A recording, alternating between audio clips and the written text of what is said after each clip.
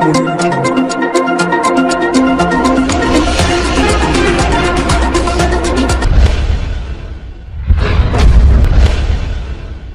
సిరిసిల్ల జిల్లా కేంద్రంలో ఈ రోజు సిరిసిల్ల ప్రెస్ క్లబ్లో కేంద్ర బీజేపీ అవలంబిస్తున్న కార్పొరేట్ మతత్వ నిరంకుశ పాలనకు వ్యతిరేకంగా అఖిలపక్షం ఆధ్వర్యంలో మీడియా సమావేశం ఏర్పాటు చేశారు.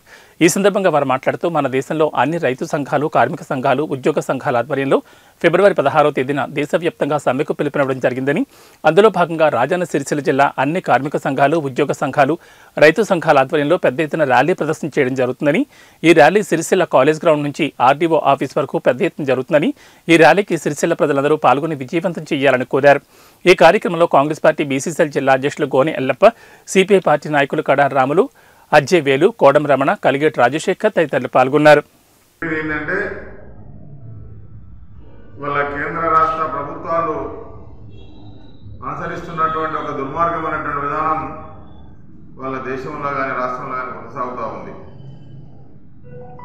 రంగారెడ్డి జిల్లా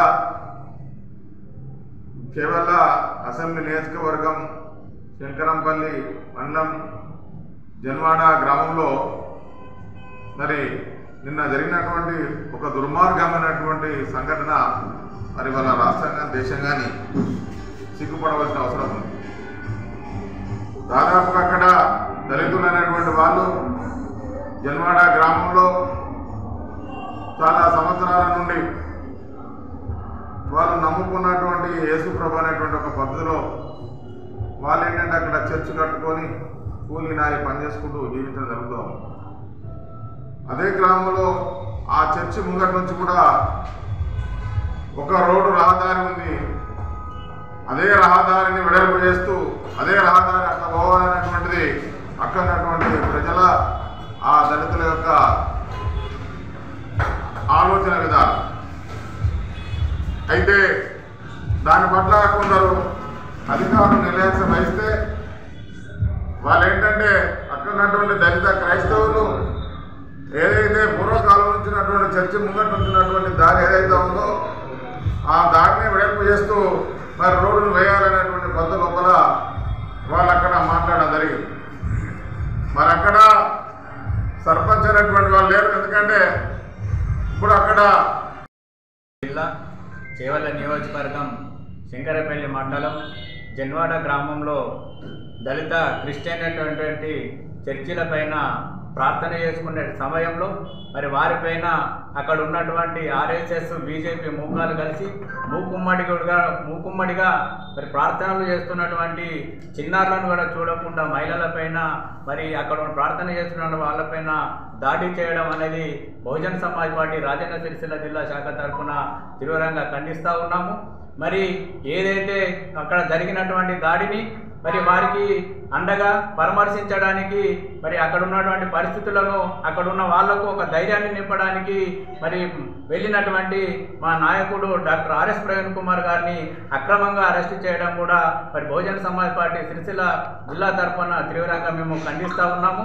మరి అక్కడ జరిగినటువంటి సంఘటనకు బాధ్యులైనటువంటి ఒక 300 మంది మరి దాడి చేస్తే ఇప్పటి వరకు కూడా ఒక 11 మందిని అక్కడగా వాళ్ళను అరెస్ట్ చేయడం జరిగింది.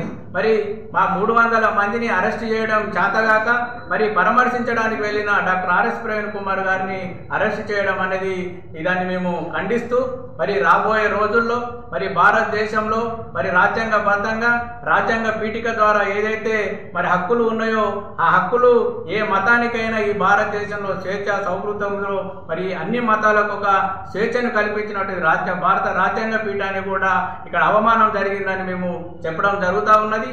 ఇక ముందు కాలంలో రాజ్యాంగం ద్వారా రాజ్యాంగ పీఠిక ద్వారా ఏ మతానికి కూడా ఇలాంటి సంఘటనలు పునరావృతం కాకుండా చూడవలసిన బాధ్యత మరి ఇక్కడ ఉన్నటువంటి గవర్నమెంట్ మీద ఉన్నది.